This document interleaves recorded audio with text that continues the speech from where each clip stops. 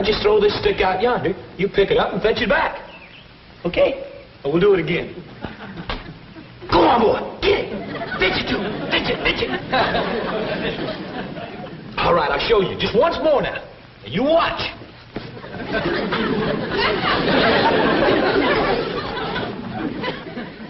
Catch on, Duke? Catch on, boy? Do it once more. Fetch it, Duke. Get it. Come on. Get it. Shucks. You know something, Uncle Jed? That there is a real dumb dog. Well, I don't think he's so dumb, Jethro. He just learned you how to fetch sticks for him. The dog is the one that's supposed to do the fetching.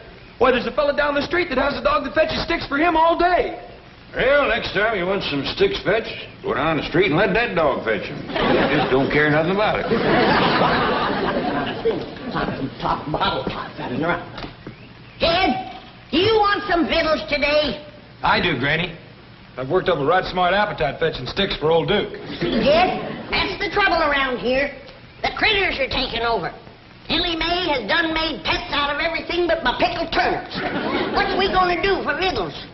Hey, I remember something Mr. Drysdale told us when we first moved in here. What's that? He said anytime Granny didn't feel like cooking, there was some folks that'd fetch food over to us. Here in Beverly Hills? Yes, ma'am. All you got to do is call them on the telephone and tell them what you want. Well, doggies. That's mighty neighborly. You recall her name, Jethro? Let's see. Cater. We call her first name? It's a woman. Beverly. Beverly Caterer? Must be a widder woman. She's the best cook, Dad. They have more time. Well, let's call up the widder and see what she's got cooking today. Now, just a minute, Jed. I want it made clear that I'm going to do something for her in return. Oh, naturally. We don't take charity. Come on, Duke. Let's try it again. Oh, howdy, Miss Operator. This here is Jed Clampett. Well, I'm wanting to call a widder caterer. Beverly's a Christian name. I don't rightly know what her late husband was called. Anyway, she's the one that cooks the food and takes it around to folks. Yes, ma'am, that's it. Beverly Caterer. Oh, caterers, is it? More than one. Looks like the widow's got some young'uns to help her. That's good, Jed. Most times they leave home, just when you... Well, thank you, ma'am. What was that you saying, Granny? I was saying that most times the young'uns leave home, just about the time that you're... Well, howdy to you, Miss Beverly Caterer. This here is Jed Clampett. Sounds like a right friendly woman. Howdy, Beverly. This here's Granny. I'm a widow myself. And I was just saying to Jed, it's nice when the young'uns stay home to help you. So many times they leave, just when you need them most. I'll let you women folks talk about the victuals, but first I just want to say if you ever need a fence mended or well dug or any heavy work at all, you just call on Jethro and me. Now, here's Granny. Beverly, what you got on the back of the stove this morning? I don't want to put you to no extra trouble. Huh? Well, me, I'm partial to baked possum, but we'll take jowls or fatback or sow belly. Any kind of meat will pleasure us considerable. What's that? Bunch of nuts. Well, you can send them along. I'll tell you right now, the critters will get the bulk of them. Now tell me something we can do for you, honey. Do what?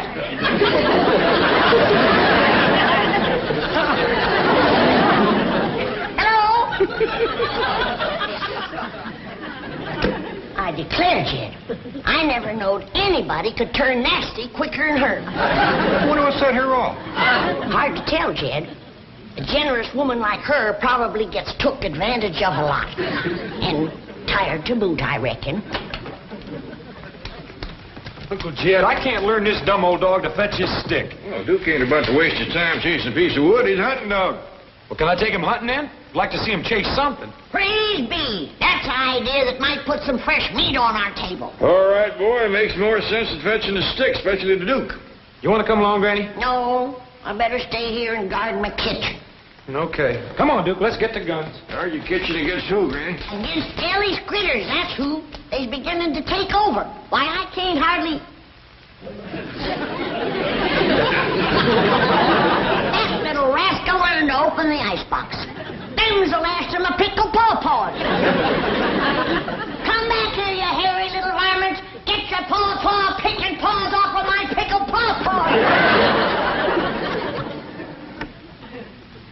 Howdy, Miss Beverly. It's me, Jed Clampett. Sounds like you're in the right friendly mood again.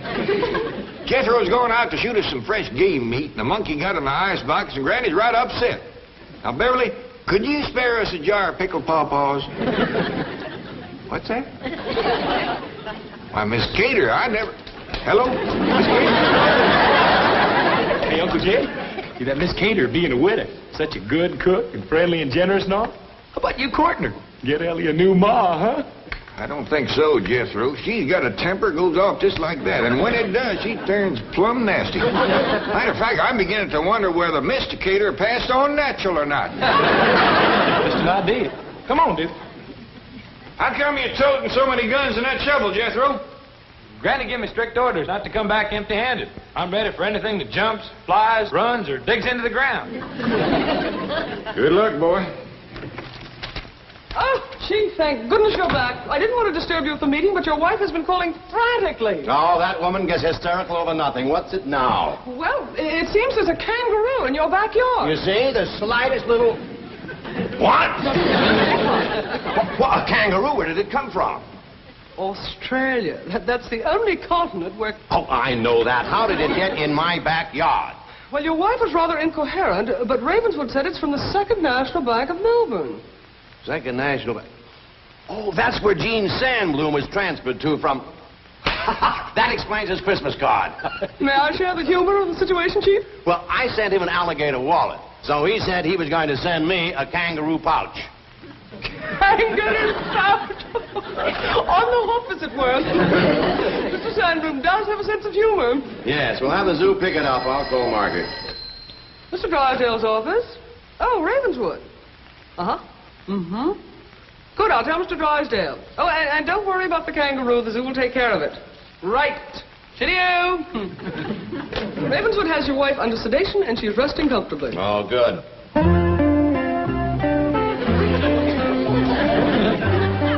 Yeah, we are. A bit of mutton and Yorkshire pudding should hit the spot. You may be from down under, but we're all part of the empire. Oh, drat. The zoo must have already come for you. Oh, I'm gonna cook up a rabbit stew.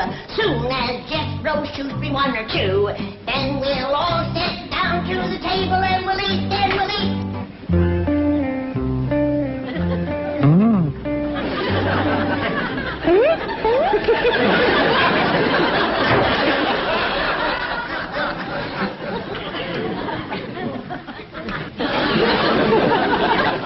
How's it going, Granny?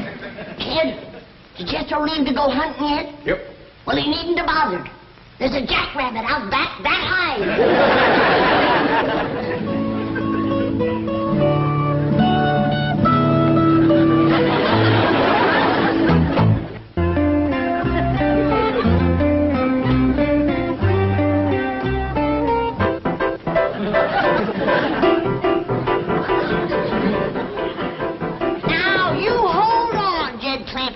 I tell you, I ain't touched a drop. And there is a giant jackrabbit out in our backyard, and it is this high. Granny, you and me has seen some good-sized jacks in our day, but not 5 foot tall. Kid, there's a lot of things we never seen back home that we are seeing out here. And that's one of them. A piano playing, icebox opener, paw-paw pilfered ape. All right, Granny. I'll go take a look at your jackrabbit. Come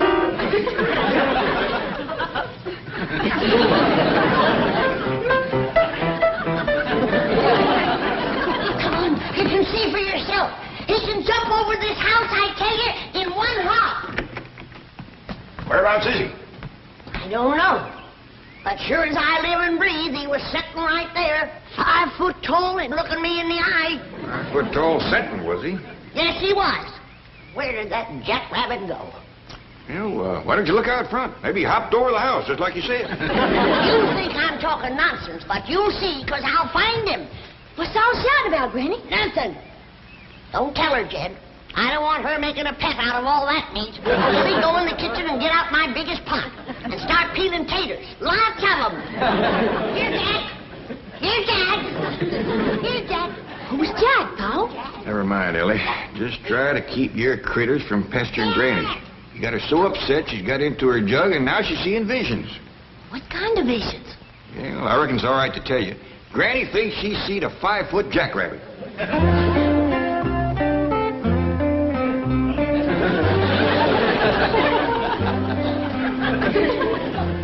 Howdy, Mr. Jackrabbit. The weather's turned off real nice, ain't it? Mighty fine clover out there on the lawn if you want to fatten up. I mean, if you're hungry. Don't you go away. There's somebody I want you to meet. I'll be right back. Jed, come on running. I found him. Come quick.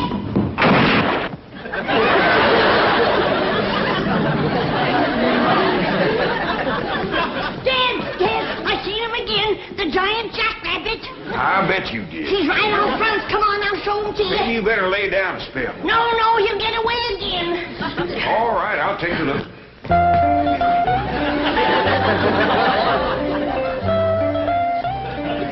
See him, Jed? I lost my glasses. But he must be out there somewhere. Well, yeah, I see him. Is he out on the lawn eating clover? Great big old pink jackrabbit. Pink! Now, don't get upset. There's other colors, too. There's a blue one. There's a green one. Here comes one with purple polka dots. I wish I could see him. What's that you say, Mr. Jackrabbit? All right, I'll tell her. He says he thinks you ought to go in and lay down. Yeah, I think I better head, Jed. Howdy, Miss Jane. Jethro! And you got a wonderful surprise. But why do you look so worried, noble beast? Because I can't find no good hunting place, that's what. And Granny gave the strict orders to bring home some meat. Oh, Jethro, food should never be a problem to people of your means.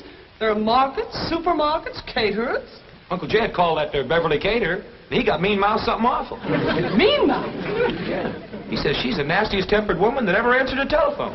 Well, Mr. Drysdale shall hear this. The bank has a substantial interest in Beverly caterers. You wait here. Well, howdy, Beverly. This is Jed Clampett. You're sounding right pleasant again. Now, wait, ma'am. I ain't called to ask for victuals. It's just that Granny's laying down with a right smart headache. I was wondering whether you could fix her a poultice. Tell her to do what? Well, I don't hardly see how that could help a headache. Now, wait a minute, man. Don't go flying off the handle. I just... Hello? Hello? No two ways about it. That woman has got a temper like a wet hornet. Hello, Beverly caterers. One moment, please. Hello. Have you spoken to a Mr. Jed Clampett today? What? Now, just a minute, young lady. What is your name? What do you mean, put and tame? Now, you put Mr. Tinsman on the phone and tell him it's Milburn Drysdale calling. What? The nastiest tempered young woman I ever spoke to.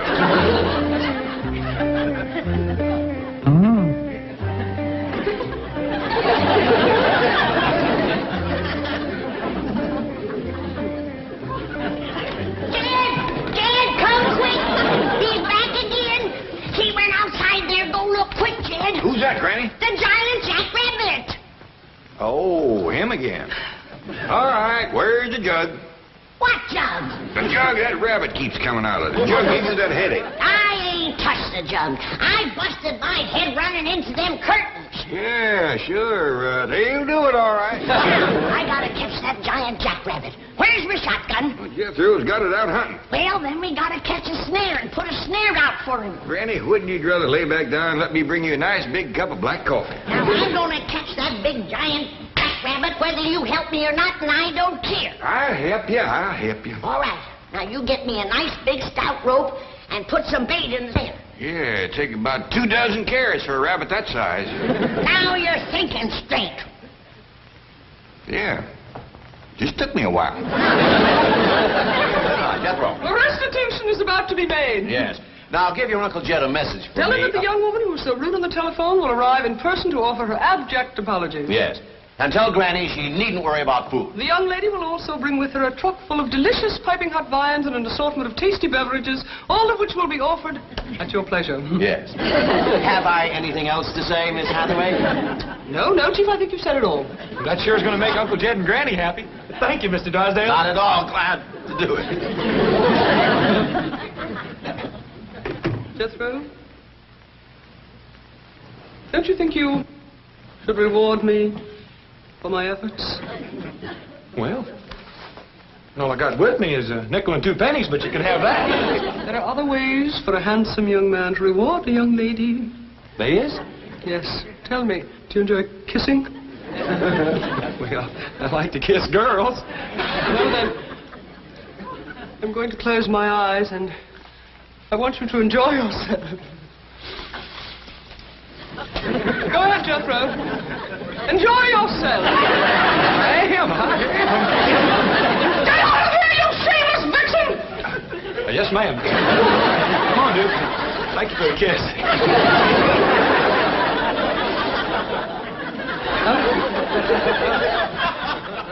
Now, let's see. If I was to tie another rope onto the bottom of that limb, pull it down, and then take my loop and put some carrots in it. Howdy, Mr. Jackrabbit. Would you like to step into my kitchen? You ain't gonna get away from me again, I can tell you that.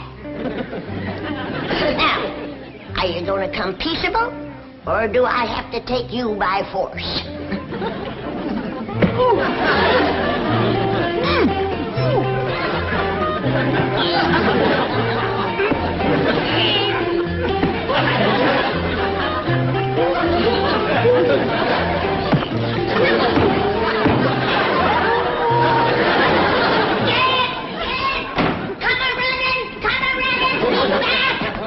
Quieten down, Granny. What's the matter now? The giant jackrabbit. I had him cornered, but he fist-fought me. Fist fought you. Yes, he did. Now you go outside and belt him upside the jaw.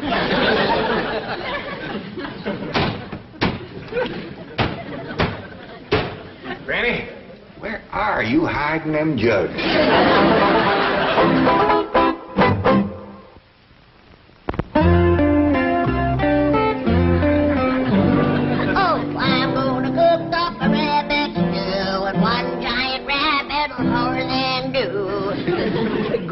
You don't have to do no cooking. Like I said, that there Beverly caterer is going to bring over a whole truckload of viands and beverages. I ain't depending on nobody with a temper as bad as her. Besides, I don't need her viands. For the next couple of weeks, we're going to be eating high on the rabbit. Well, where'd you get all the rabbits? One rabbit, Jethro. One rabbit? He must be a whopper. Remember those big mountain jacks we used to see back home? Yeah? I seen me a jackrabbit that could put a pair of them in his pocket.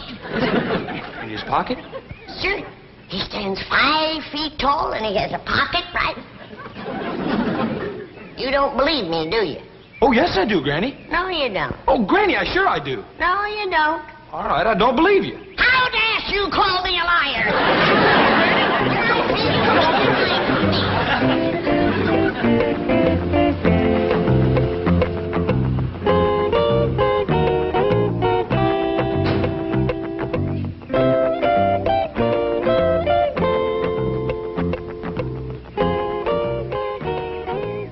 Mr. Tinsman, do I have to face Mr. Clampett all by myself? Yes, you do.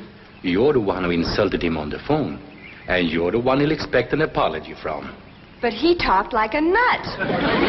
Miss Billington, a man as rich as Mr. Clampett may talk like an eccentric, but never like a nut. I sure hope he'll forgive me. He'll forgive you. If he's anywhere between 15 and 95, he'll forgive you. I'll take the food round to the kitchen.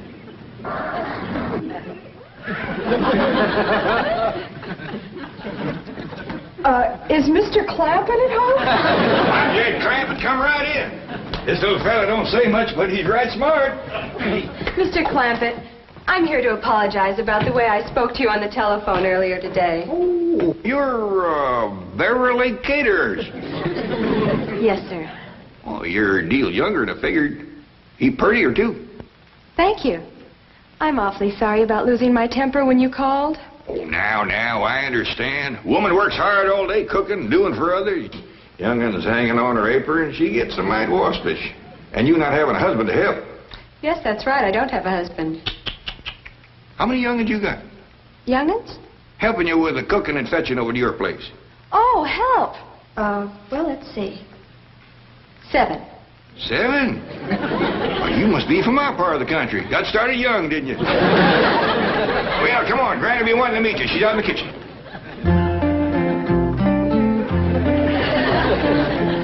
I got you, you big overgrown rascal. Now you're coming into the house to show me you're the kid. And then you're going into the stew. That's where you're going.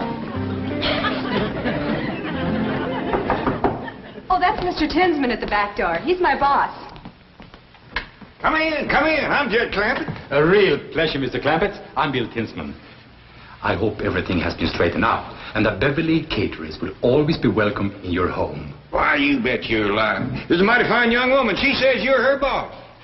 That is right. I own Beverly Caterers. What dickens you say? Can you do that out here? Why, of course. Mr. Drysdale holds a small mortgage, but as soon as that's paid off, she's all mine. That don't take the ham off the hog. Now, Jed, you can see I ain't been at no junk.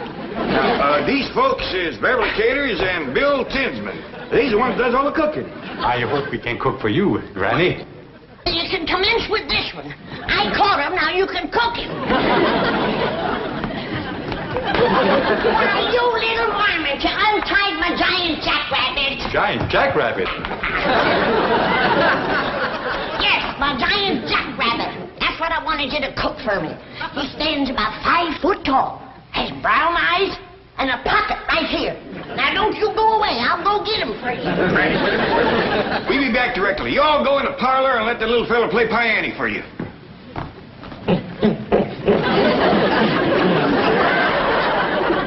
You say eccentric? I still say nuts. I say you're right. Let's get out of here. Can't understand it. He was free. Why should he return? Something must have frightened him. I'll say, if he prefers this crate to freedom. Yes, but what could it have been? Hello, over there. Yes, Granny, what is it? You see anything of a jackrabbit? No, we haven't. You won't find any jackrabbits in Beverly Hills, Granny. I'll telephone the zoo, sir.